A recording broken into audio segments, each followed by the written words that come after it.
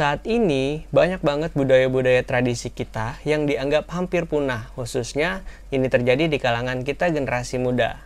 Dan salah satunya adalah kesenian Banjar Balamut. Atas pangdawat jualan dagang. Kenapa Balamut dianggap hampir punah? Mari kita bahas di Sharing for Knowing. Jadi, Lamut itu adalah kesenian bertutur lisan dari suku Banjar yang mana dia menyampaikan nilai-nilai keagamaan, sosial, dan budaya. Mungkin ini mirip seperti wayang, namun bedanya Lamut itu menggunakan alat musik berupa gendang atau tabuhan yang biasa dimainkan pada saat hadrah. Menurut sejarahnya, Lamut itu diperkirakan masuk di tahun 1816 yang dibawa oleh pedagang Cina. Dan awal mulanya Lamut itu berbahasa Tionghoa, kemudian diterjemahkan ke bahasa Banjar. Dan yang mempelajari pertama itu di Amuntai, pada saat itu ada yang namanya Raden Ngabe. Dia mempelajari tentang Lamut hingga akhirnya diceritakan ke masyarakat-masyarakat, dan ini menjadi tontonan menarik bagi masyarakat sekitar. Pada awalnya Lamut belum menggunakan gendang, masih secara bertutur lisan saja, namun dengan perkembangan zaman hingga akhirnya masuk agama Islam, Lamut berkembang diiringi dengan alat musik gendang. Hingga akhirnya Lamut pun berkembang di masyarakat Banjar.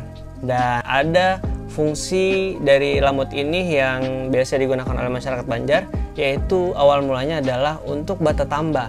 Bata tamba itu adalah proses pengobatan secara tradisional masyarakat Banjar dengan sesajen-sesajen ataupun hal-hal yang sifatnya mengundang roh halus, karena di situ ada hal mistik yang terjadi. Dan yang kedua, Lamut Baramian. Nah, Lamut ini adalah lamut yang biasanya digunakan untuk masyarakat yang mencari-cari hiburan. Jadi biasanya banyak candaan-candaan, tapi tetap di sana ada nilai-nilai keagamaan, nilai sosial budaya yang dimasukkan. Dan biasanya Lamut itu dilaksanakan di pukul 10 malam setelah sholat Isya sampai menjelang subuh di jam 4 subuh.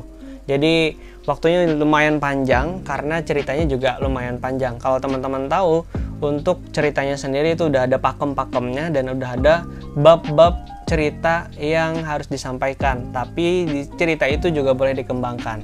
Secara sekilas, kesenian Lamut itu sebenarnya mirip seperti kesenian Madihin. Nah, yang cukup populer di kalangan masyarakat Banjar. Kenapa Madihin begitu populer sedangkan Lamut hampir tenggelam? Nah, ini yang akan kita bahas. Jadi teman-teman, kenapa Lamut itu dianggap hampir punah? Karena ternyata sistem regenerasinya dianggap tidak berhasil. Nah, kalau teman-teman tahu, kita baru saja kehilangan maestro Lamut kita, yaitu Bapak Gusti Jamhar Akbar yang baru saja meninggal di tanggal 28 Februari 2021 kalau tidak salah. Dan itu adalah duka yang luar biasa untuk dunia Lamut karena beliau adalah salah satu maestro dan dianggap maestro paling berpengaruh untuk Lamut ini. Dan sayangnya sampai saat ini masih belum ada generasi muda yang meneruskan langkah beliau untuk melanjutkan kesenian Lamut. Kenapa tidak ada generasi muda yang melestarikan Balamut ini? Karena ada beberapa faktor. Yang pertama, Lamut ini memiliki vakum atau format yang mana mengharuskan menceritakannya sebagai runtutan sesuai dengan pakemnya. Bahkan di sana ada pakem untuk tempat, nama tokoh seperti Lamut, Labai Anglo Anggasina itu harus ada di ceritanya. Dan itulah mungkin yang menyebabkan generasi muda agak malas untuk mempelajari Lamut ini karena cukup banyak pakem yang harus dipelajari, dan kalau diceritakan pun atau dipelajari pun tidak cukup hanya belajar satu malam saja. Dan yang kedua, sisi mistis dari Lamut yang sudah mulai ditinggalkan oleh masyarakat sekarang karena masyarakat pemikirannya udah modern dan udah mulai percaya dengan dunia medis, sehingga fungsi Lamut sebagai lamut bata tamba itu ditinggalkan oleh masyarakat karena masyarakat sudah tidak percaya lagi dengan hal-hal yang berhubungan dengan roh-roh halus, dengan hal-hal yang mistis, dan lebih percaya dengan dunia medis. Tetapi sebenarnya masih ada sisi lain yang bisa kita angkat untuk mengembangkan Lamut, yaitu adalah sisi hiburan. Seperti yang tadi udah saya sampaikan bahwa Lamut itu ada dua, Lamut bata tamba dan Lamut Baramian. Nah, kita sebagai generasi muda tidak hanya melihat ini dari satu sisi saja, melainkan bisa melihat ini dari keseluruhannya, sehingga esensi budaya ini bisa kita angkat dan budaya tetap bisa kita pertahankan.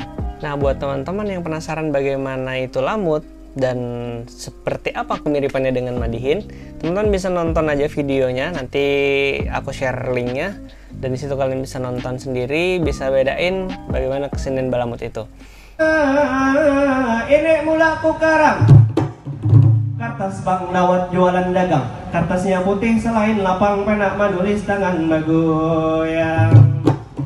Tintanya titik garis di layang, bukannya ulun pandai mengarang, hanya melipur hati nang girang. Lalu kisahnya tadi ulun raih pulang nang kaya tali dadayan.